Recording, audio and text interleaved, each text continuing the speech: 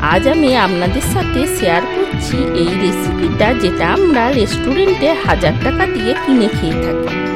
লবণ, গোলমরিচের গুঁড়ো আর লেবু মাখিয়ে নিলাম ভেটকি মাছের গায়ে।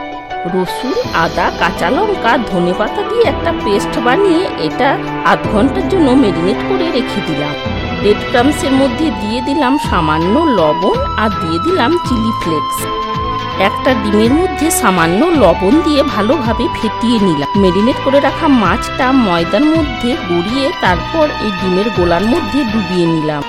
তারপর ব্রেড ক্রাম্বসের মধ্যে কোট করে নিলাম।